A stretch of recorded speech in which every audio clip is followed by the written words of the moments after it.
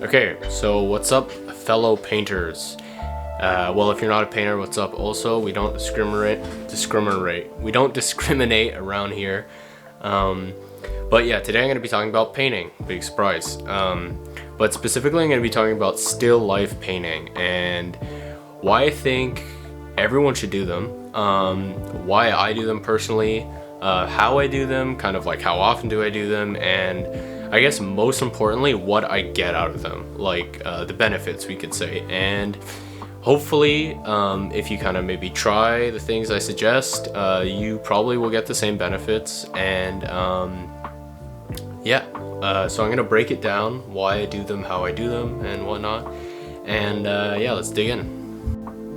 Okay, so just a super quick disclaimers before we start. The footage in this video in the background was taken from a little while back, and my camera autofocus was just kind of like totally whack, and the lighting's kind of garbage. So I apologize for that. I really do. I'm getting better. But the second disclaimer is everything I say in my videos, just to make it clear, I'm not a professional artist. They're all just like my opinions. I'm pursuing a bachelor's in painting and drawing, so yeah, it is the end goal to become a professional artist, but right now I'm just a guy learning things and just sharing what I learn or how I feel about certain things. So my opinions will probably change over the years, and if you disagree with me, it probably makes sense. So yeah, just keep that in mind, and yeah, let's dig in. Okay, so this is going to be one of my quicker videos. I really just want to get it super quick and across. So the first thing I want to talk about is frequency. One of the biggest reasons why people are held back and don't progress in painting is that they don't paint enough. And you might hear that and be like, yeah, duh. But it seems simple, but it's really not. Like drawing, you can open a sketchbook and just draw it right away. Whereas painting, you can't really do that, or at least you feel like you can. And while there's truth to that, because of course, you know, canvases are expensive, paints are expensive, and you don't want to be making all these little 10-minute paintings all the time. But if you start just painting, like just paint more, what if I told you, start a painting today? You'll go, well, okay, but what am I going to paint? You know, I have to paint something worth my time. What do I paint? I don't want to waste a painting on just like something crappy. But the further you get away from that mindset, the faster you'll progress. And that's what I found. So break down all those ideas about this painting being this big important thing and just start painting more. And how still lifes help in that respect is you don't have to think of a concept, you don't have to think of a point, throw some objects on a desk and paint them. So moving on to technique, you really start to like gather so much technique from still life painting, because someone can tell you how to paint or techniques to use, but just telling you how to do it, it doesn't help. Like it does, but you really got to do it yourself.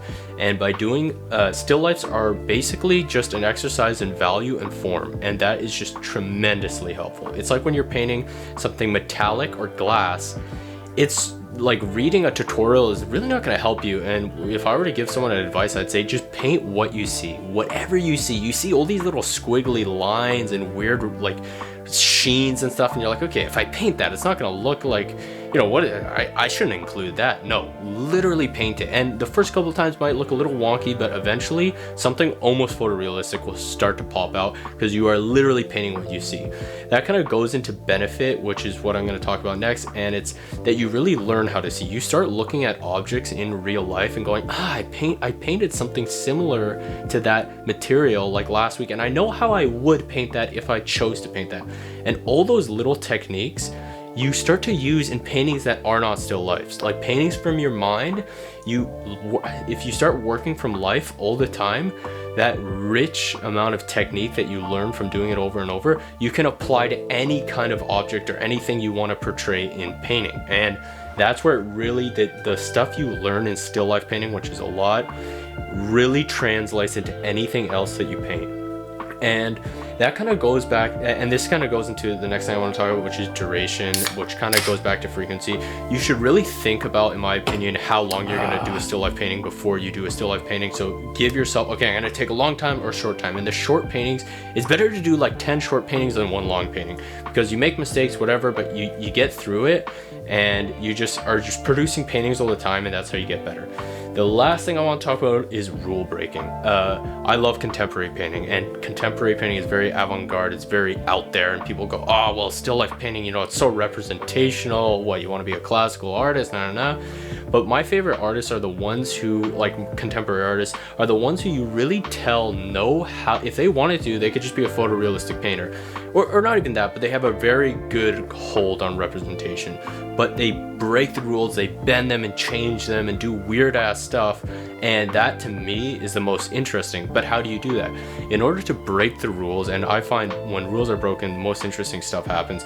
In order to break rules, you have to know the rules first, and you learn the basic rules of painting, in my opinion, almost in every single way, besides maybe figurative, in still life painting, and doing still life painting a lot.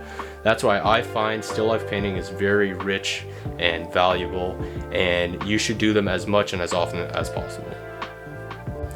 Sorry if that was a bit of a mouthful, but I really just want to quickly get it across. I didn't have a lot of footage too, and yeah, I think I made my point, and I hope you enjoyed or maybe learned something. So see ya.